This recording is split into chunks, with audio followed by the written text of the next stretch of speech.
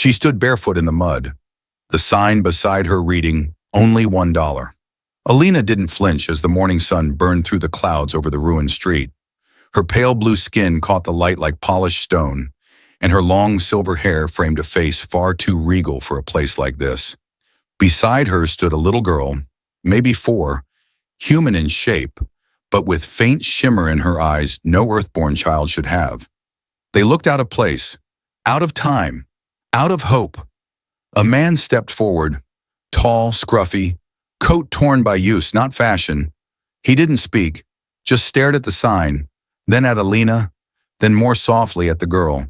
Alina locked eyes with him. $1, she said, voice sharp. Take me. Just help her live. He reached into his pocket, but what he did next wasn't what anyone expected. Earth hadn't recovered, not since the fall, not since the skies opened and alien refugees flooded into a planet already breaking under its own weight. Cities became markets, slums, battlegrounds. A world balanced between survival and extinction. Alina had once been royalty, not of Earth, of Zural, a now shattered moon kingdom that stood for wisdom and light. But wisdom didn't stop the Empire's fleet, and light didn't shield her people from annihilation. She had fled through the stars, crashed on Earth, hid among the dust and ruins with one mission left: protect her daughter Nira. The girl was small, quiet, strange in ways only a mother could understand. Her skin looked human, but when she cried, the lights flickered. When she touched things, they changed temperature. She was different, precious, and she was dying. Human medicine couldn't treat her alien immune system. Alina had begged us for help, but no one gave to xenofilth, not in this part of Earth, not when even humans starved. That morning, with Nira burning up in her arms, Alina walked into the broken alleyway market and made a choice. She stood on the corner beneath the flickering signs, her hair unbound, her gaze fierce, a wooden placard at her feet. Only $1, a life for a life. She didn't cry. She didn't plead. She was Zuralian. She still had pride. When the man came, she almost mistook him for a shadow. Ragged coat, old boots, scars beneath a rough beard. His eyes weren't cruel, though. They were tired, haunted. He looked at the sign, then at the child. "Your kid?" he asked. Alina nodded. "She sick?" Another nod. "No medicine will take her, but your people have clinics, access. Anything is better than this." "And the price?" "Me." Her voice did not waver. "For her." He reached into his pocket, pulled out a crumpled bill, and handed it to her. But instead of taking her, he did the unthinkable. He knelt, lifted the child with a gentleness that shook her. "Let's get her warm," he said. Then he turned and walked away, Nira safe in his arms, leaving Alina frozen in disbelief and her price unpaid. Was this mercy or a trick? She didn't know yet, but her life had just changed forever. The building was a crumbling husk of what once might have been a clinic or a school. The windows were sealed with tarp and rusted metal, and the front entrance was guarded by nothing but an old biometric panel that had long since gone dead. But inside there was warmth, light, even electricity, humming faintly through scavenged cables. Alina stood frozen in the doorway. She had followed him through the slums, always a step behind, half expecting to be ambushed or thrown into a cage. Instead, she found herself watching as the human gently laid her feverish daughter on a cot, wrapped her in a thermal blanket, and began rummaging through a makeshift medical station in the corner. He worked without looking at her. "You gonna come inside?" he finally asked. Alina stepped over the threshold slowly, every muscle tense. Her hands trembled at her sides, not from fear. She was far past fear, but from not understanding. "You didn't pay the price," she said, her voice low and sharp. "I paid what was needed," he muttered, pulling out a small injector from a metal case. "Your daughter's burning up. How long's she been like this?" 3 days. He cursed under his breath, shook the vial, and loaded the injector. "This'll break the fever. Not perfect for her species, but it won't kill her. Might buy us time." "You speak as though you've dealt with Suralian biology before." He didn't answer immediately. The hiss of the injector filled the silence as he administered the shot to Nira's shoulder. The girl whimpered, then fell into a shallow but steady sleep. Only then did he turn to face Alina. "I served during the new Exodus," he said. "Saw plenty of your kind coming through. Most were dead before they landed. Yours made it further than most." Alina narrowed her eyes. "So you're a soldier?" "Was. Name's Robert." "Then why didn't you take what you paid for?" Robert shrugged. "Didn't see a need to own anyone today." Alina didn't sleep that first night. She sat beside Naira, her knees drawn up, one hand always resting lightly on her daughter's shoulder to feel the rise and fall of her breath. Across the room, Robert tinkered with what looked like a hybrid power core. Scrap parts, alien metal, and human tools. He barely spoke, and yet he offered her water, clean food, a warm space, no chains, no cages, and no questions. When the silence became unbearable, Alina finally asked, "Why help us?" He didn't look up. "Maybe I remember what it's like to lose a child." Alina's gaze flicked to him. "Yours died?" "She got taken," he said after a moment. "During the food riots, I was on deployment, came back to find a note in a shattered window." No further words followed. He just went back to soldering wires with a steady hand. Days passed. Nira's fever broke. She began to eat, to smile again, even if weakly. She watched cartoons on an old monitor while Alina helped clean the space, scrubbing floors, reorganizing supplies, fixing cracked panels with Zeralian polymer glue she'd kept hidden in her robes. Robert never asked her to do any of it. He only offered her tools. One night, as the rain fell heavy on the roof, Alina watched Robert reinforce one of the doors with a makeshift steel brace. "You expect trouble?" she asked. "Always." She stood beside him, her silver hair damp with sweat from the warm room. "You're not like the others." He gave her a sideways look. "What's that mean?" "Humans, most treat us like pests. Property, less than that." He tightened the bolt on the brace with a grunt. "I treat people how they treat me. Doesn't matter what planet you were born on." "Then why do you sleep with a weapon beneath your pillow?" He paused just briefly, then gestured to a scar across his temple. "Because I used to believe what you just said. Got me nearly killed." Alina said nothing more, but a strange warmth settled in her chest. She wasn't sure what to call it. Later she found herself watching him when he didn't notice. The way his shoulders curved with quiet exhaustion. The scars beneath his jaw. The way he always checked on Naira without making a sound. He didn't touch her. He never made demands. Yet every day he offered a cup of warm broth before she even asked. Every night he ensured Naira had clean blankets before retiring to sleep across the room. By the third week, Naira started calling him Baba, a Zeralian word for protector. Alina froze when she heard it, ready to scold the child for using such a sacred term so carelessly. But Robert just chuckled. "I've been called worse." One evening, while repairing the cracked comms relay in the corner, Alina turned to him. "You could have sold me, or worse." Robert didn't look up. "You're not the first person to tell me that." "Then why didn't you?" His hand stilled on the wires. "I guess," he said slowly, "because I know what it's like to be desperate, and no one deserves to be punished for trying to save their child." She watched him, carefully. "Even an alien?" He finally looked up, meeting her gaze. "Especially an alien." The moment caught them both off guard. For the first time in a long while, Alina laughed. It wasn't a loud laugh. It came out broken, rusty, like a language forgotten. But it was real. Robert blinked, surprised, then smiled. "I didn't know Zeralians could laugh," he teased. "We usually don't have much to laugh about." He nodded.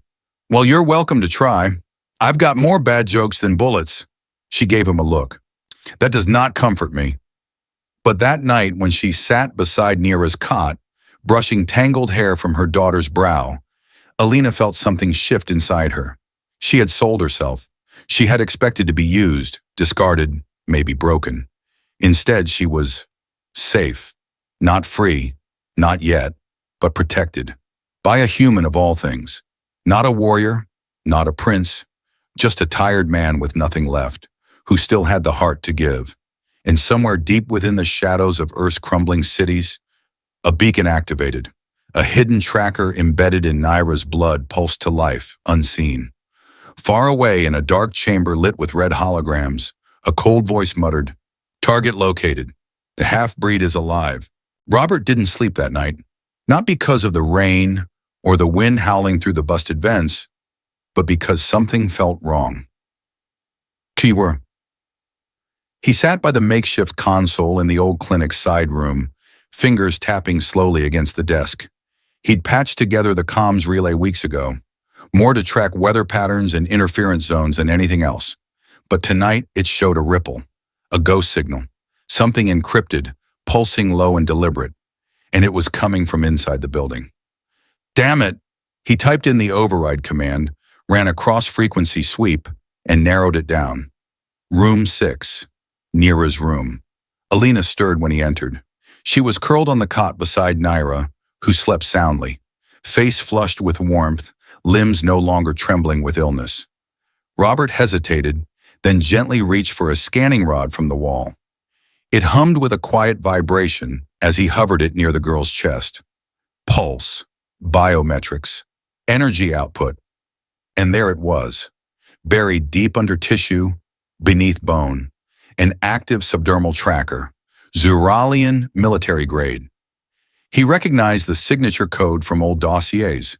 It pulsed every 84 minutes on a narrowband encryption. Nothing on Earth would pick it up casually, but someone out there would hear it loud and clear. "Alina," he said quietly. She bolted upright in an instant, her hand instinctively going for the tool strapped to her thigh. He raised his hand, calm but urgent. "I need you to tell me the truth." Her eyes flicked to the scanner in his hand. "You found it. Her blood isn't just unique, it's broadcasting." She sat rigid, arms around her daughter.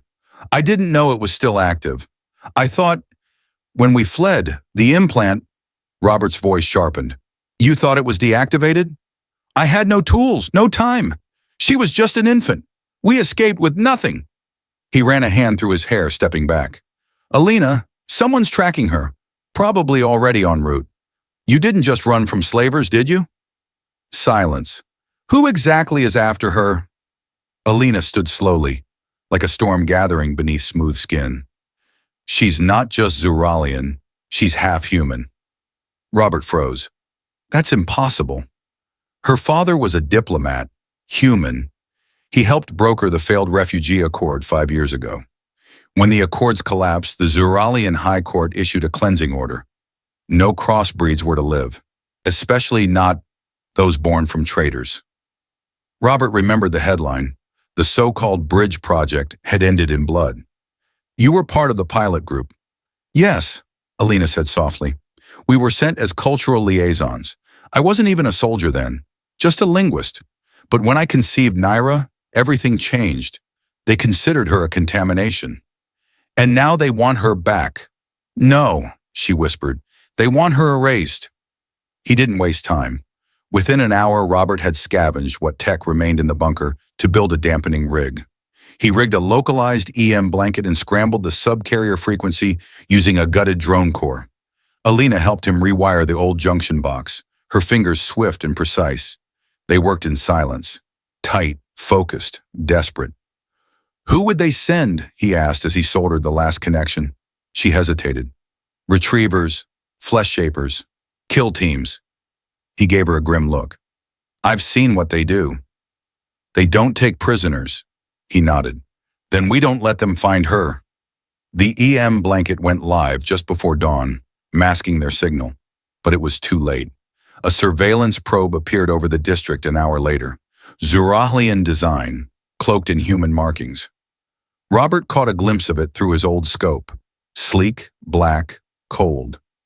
No noise, no warning, just watching. "They've found us," he muttered. Alina stood beside him on the rooftop, eyes narrowed. "I'll run," she said. "Take Nira and move through the tunnels. They'll follow me." "Number. They'll expect that." "You have a better plan?" Robert glanced down at the ground, at the maze of sewer lines and bunkers no one used anymore. "I've got a rat trail they don't know about." Nira clung to her mother's side as they descended into the tunnels. The air was stale and thick, but it was safer than the surface. Above them, the city stirred, quiet now, but not for long. Robert led them with a shoulder lamp, checking for traps or motion signatures every few minutes. "You trust these tunnels?" Alina asked. I built most of them, he muttered, back when I thought we were going to save the world. Did you? He stopped at a cross junction and turned to her. I saved you, didn't I? She stared at him, and for the first time she didn't look guarded. She looked grateful. They made camp in a deep node bunker, reinforced with lead lining and buried 40 meters below the ground. While Nira napped, curled in a bundle of thermal cloth, Robert sat sharpening a carbon blade machete. Alina watched him from the far corner, her legs tucked beneath her. You're not what I expected, she said finally. I get that a lot. You could have left us. You still could. He looked up, blade catching the low light. And yet, here I am. Why? He didn't answer immediately. The sound of the blade slowed, then stopped. Because no one ever saved me, he said. Not when I needed it. Maybe I thought I'd never get the chance to return the favor. But now, I do. Alina stood slowly, crossing the room. She knelt beside him, her voice low. She loves you, you know. He met her gaze. I'm not her father. But you're the one who showed her kindness, who gave her safety. That counts more than blood. He swallowed. You should rest. You'll need your strength. She hesitated, then leaned forward, and pressed her forehead lightly against his. A Zoralian sign of trust, a bond gesture. I never believed a human could be good, she whispered, and I never thought I'd fight to protect an alien child. They stayed like that for a moment, together, in stillness. The stillness shattered with the sound of steel grinding above. A seismic ripple shook the tunnel, small, deliberate, then another, and another. They're here! Robert grabbed his rifle, eyes narrowing. They've breached the surface node. Alina was already moving, grabbing Naira and pulling her close. We'll hold them off, Robert said. You take her. Follow the red wires until you reach the iron grate. It'll bring you out in the wastelands. I'm not leaving you. I'm not asking. He looked at her fierce and raw. Please, Alina, get her to safety. She nodded slowly, then, without warning, pressed her mouth lightly against his. A promise, a thank you, a goodbye. Then she was gone. The first retriever came through the ceiling like a falling nightmare. 12 feet tall, half machine, its eyes a smooth veil of red glass. Robert didn't hesitate. He fired straight through its skull. The recoil jolted his shoulder, but the machine collapsed with a crackling hiss. More would follow, but Robert didn't plan to leave the room alive. He just needed to give her enough time.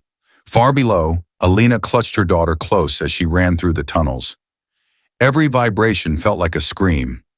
Every step forward felt stolen from fate. And as she burst into the moonlight beyond the last grate, she whispered the words she hadn't spoken in years. Thank you, Robert. The wastelands were cold, not the biting, stinging cold of snow or wind, but the hollow kind, the kind that lingered deep in the bones, in places no warmth could reach. Alina trudged across the cracked stone fields with Nira clinging to her back, wrapped in cloth and silence. She didn't know how long she walked. Hours, maybe longer. Only the memory of Robert's face, lit by fire and steel, kept her moving. Every time her knees buckled, she remembered his voice. I'm not asking. She whispered his name under her breath. A prayer, a guilt, a tether. By morning, they reached the drop zone. It was nothing more than a scorched communications post from the old civil wars. But as promised, the emergency beacon was still buried beneath the collapsed structure, untouched and cold. She activated it with trembling fingers, watching the green light pulse in rhythm. Then she collapsed beside it, Nira pressed close, silent and still. Just a little longer, Alina whispered. Just a little more. 2 days passed, no food. Water was scarce. Alina rationed what she had, giving Naira the last of the clean supply. Her own vision blurred. Still no ships, no scouts, nothing from orbit. And still, no sign of Robert. She sat under the rusted beam of a fallen solar array, Naira asleep in her arms. She stared at the sky, lips cracked, skin pale. Star, she whispered in the Zoralian tongue. If you remember us, please. A sound broke the silence. Low, rhythmic, artificial, a shuttle. Alina jolted upright, shielding her eyes as the ship descended.